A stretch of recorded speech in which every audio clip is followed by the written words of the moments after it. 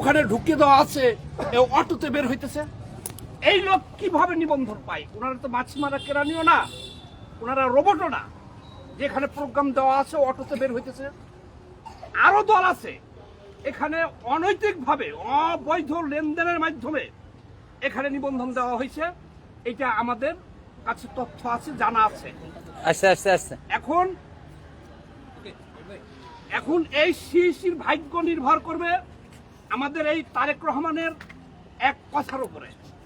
আমি আজকে পরামর্শ দিয়ে যাব যে অতি সত্বর যদি তারা সরি বলে এই আমজনতা দলকে নিবন্ধন না দেয়, তাহলে আমার পরামর্শ থাকবে আমরা পাশে আছি, বাংলাদেশের কমিউনিস্ট পার্টি মার্কবাদী এবং আরো অসংখ্য সমস্ত রাজনৈতিক দলই কিন্তু দুই একটা বাদে ইতিমধ্যে সংহতি জানাইছে।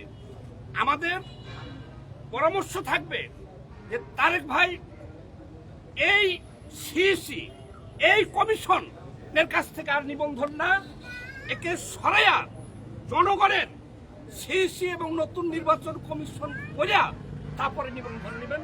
আমরা আপনাদের পাশে আছি। এই সিইসি যে অবিচার করছে, যে অন্যায় করছে,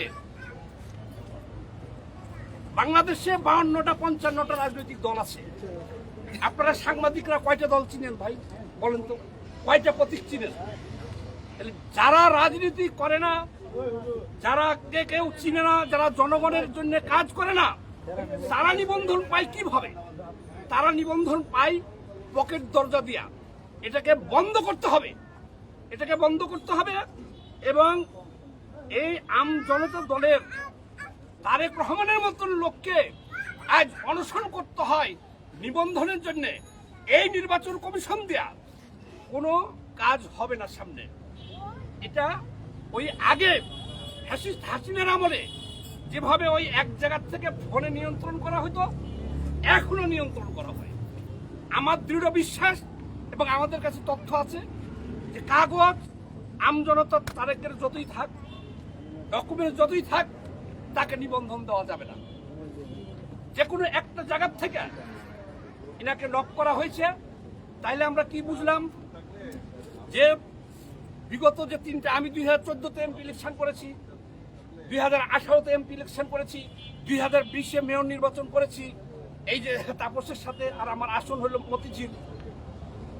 যে সিস্টেমটা দেখেছি আমরা নির্বাচনের, এখনো টোটাল সেই সিস্টেম বহাল। এই নির্বাচন কমিশন দেওয়া কোনো অবস্থাতে আগামীতে নির্বাচন করলে জনগণের আকাঙ্ক্ষা পূরণ হবে না কোনো অবস্থাতেই। আবারও সেই 24-এর নির্বাচন হবে, 18 নির্বাচন হবে, 14 নির্বাচন হবে। আমি চ্যালেঞ্জ করে বলতে পারি, কারণ এখানে যারা আছে এই সিইসি আর কমিশনার ছাড়া বাকি সবাই হলো শেখ হাসিনার আমলের সব সেটিং। আর যে কয়জন এখানে বসে আছে, আমরা এই তারেক সাহেবের, এই তারেক রহমান আমজনতা দলের নিবন্ধন নিয়ে তাদের চরিত্র উন্মোচন হয়ে গেছে। কাজেই আমি এই আমজনতা দলের তারেক সাহেবের সাথে সংহতি জানাইতে আসছি বাংলাদেশের কমিউনিস্ট পার্টি মার্কসবাদীর মধ্যে থেকে। অতি সত্বর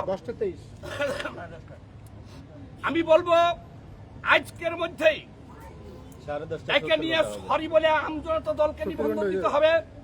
আর যদি না দেয়, আমরা চিন্তা ভাবনা করব যে এই সিইসি, এই কমিশনাররা এখানে থাকবে কি না, এদের আন্ডারে আগামীতে আমরা নির্বাচন করব কিনা, আমরা তাদেরকে রাখবো কি না, এই সিদ্ধান্তে আমরা চলে যাব।